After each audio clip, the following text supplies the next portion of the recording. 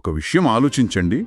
కోట్ల కాదు, బిలియన్ డాలర్ల విలువైన కళాఖండాలు దొంగిలించి వాటిని అమ్మకుండా కేవలం ఇంట్లో గోడకు తగిలించుకోవడానికి ఒక వ్యక్తి ఇలా చేస్తాడంటే నమ్ముతారా? ఇది డబ్బు కథ కాదు. అవును, సరిగ్గా చెప్పారు. మనం స్టెఫాన్ బ్రైట్వైజర్ గురించి మాట్లాడుతున్నాం. హ్మ్, 1995 నుంచి 2001 మధ్యకాలంలో ఈయన ఒక ఫ్రెంచ్ వెయిటర్. వెయిటరా? అవును, వెయిటర్. యూరప్లోని దాదాపు 172 మ్యూజియంలు, గ్యాలరీల నుంచి సుమారు 239 కళాఖండాలు దొంగిలించాడు. 239? అంతే. చరిత్రలోనే ఇది అతిపెద్ద కళా దొంగతనాల్లో ఒకటిగా నిలిచింది. ముఖ్యంగా అతను దేన్ని అమ్మలేదు కాబట్టి అది ఇంకా విచిత్రం. వింటుంటేనే ఆశ్చర్యంగా ఉంది కదా. అంటే కేవలం ఆ వస్తువుల విలువ మాత్రమే కాదు, అసలు ఎందుకు చేశాడనేది ఇక్కడ ముఖ్యమనిపిస్తోంది. డబ్బు కాదు అతను ఉద్దేశం అంటున్నారు. ఆ డబ్బు కాదు. అతను చెప్పేదేంటంటే చిన్నప్పుడు వాళ్ళ నాన్నగారి దగ్గర కొన్ని వస్తువులుండేవట, అవి పోయాయట. వాటి స్థానంలో తనకంటూ ఒక ప్రైవేట్ లూవ్రే, అంటే ఒక సొంత మ్యూజియం లాంటిది క్రియేట్ చేసుకోవాలనుకున్నాడు. ఓ, అంటే ఇది కళ మీద ప్రేమ లేక మానసిక సమస్య అంటారా? తీవ్రమైన వ్యామోహంలాగా ఉంది. నిజానికి అతని పద్ధతి వింటే ఇంకా ఆశ్చర్యపోతారు.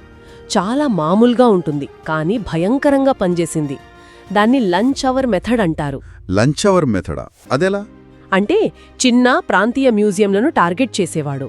అక్కడ సహజంగా భద్రత తక్కువుంటుంది కదా. అవును, నిజమే.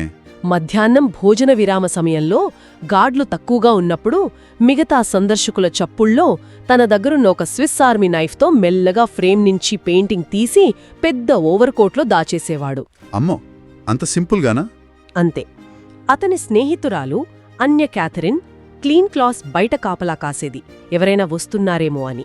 ఇది దాదాపు ఒక మ్యాజిక్ ట్రిక్ లాగా అనిపిస్తుంది. అంటే భద్రతా లోపాల్ని అవకాశంగా మార్చుకోవడం. నమ్మశక్యంగా లేదు. కొన్ని ముఖ్యమైన పాయింట్స్ చూద్దాం.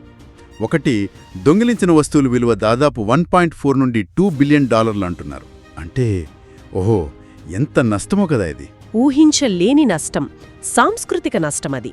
2, దాదాపు ప్రతి 15 రోజులకు ఒక దొంగతనం. అంటే ఇది యాదృచ్ఛికం కాదు, ఒక పద్ధతి ప్రకారం ఒక వ్యసనంలా చేశాడు. అవును, ఒక కంటిన్యూస్ క్రైమ్ అన్నమాట. ఇక 3, అతను పట్టుబడ్డాక వాళ్ళమ్మగారు చేసింది. అదసలు చాలా దారుణం. అవును, అదొక పెద్ద విషాదం. అతను స్విట్జర్లాండ్లో దొరికాడని తెలియగానే ఆవిడ భయపడిపోయింది. మిరీల్ బ్రైట్వైజర్ సుమారు 60 అమూల్యమైన కళాఖండాలను నాశనం చేసేసింది. నాశనం చేసిందా? అయ్యో. కొన్నింటిని ముక్కలు చేసి గార్బేజ్ డిస్పోజల్లో వేసింది, కొన్నిటినేమో దగ్గర్లోని రోన్ రైన్ కాలువలో పడేసింది.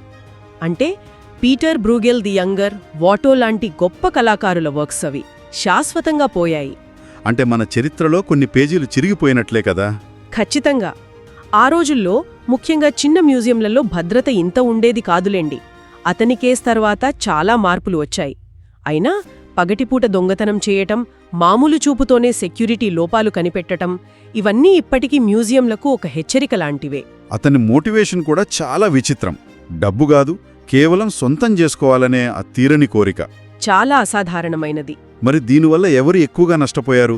అంటే ఆ చిన్న మ్యూజియంలు, కళాప్రపంచం, తర్వాత? ఖచ్చితంగా వాళ్లే. ముఖ్యంగా ఆ ధ్వంసమైన కళాఖండాల ద్వారా మనం కోల్పోయిన సాంస్కృతిక వారసత్వం, అది తిరిగి రాదు కదా. ఆ తర్వాత అతని తల్లి, స్నేహితురాలు కూడా లీగల్గా ఇబ్బందులు పడ్డారు. వాళ్లకి కూడా శిక్ష పడింది. ఇప్పుడు పరిస్థితేంటి? ఆ దొంగిలించినవన్నీ దొరికాయా? లేదు, సుమారు 1/3 ఇంకా దొరకలేదు.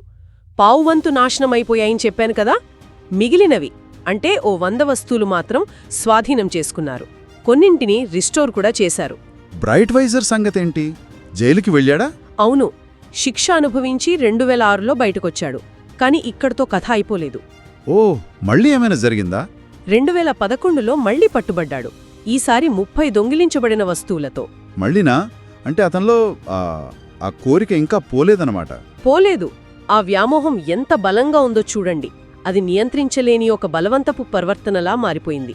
చివరిగా చూస్తే ఈ బ్రైట్వైజర్ కథ అదొక సంక్లిష్టమైన గాథ. కళమీద పిచ్చి ప్రేమ, మానసిక అస్థిరత, నేర ప్రవృత్తి అన్నీ కలగలిసిపోయాయి. మన సాంస్కృతిక సంపద ఎంత ప్రమాదంలో పడగలదో ఇది గట్టిగా గుర్తు చేస్తోంది. ఇది కేవలం దొంగతనం కాదు, మనిషి మనస్తత్వంలోని చీకటి కోణాలకు ఒక అద్దం లాంటిది.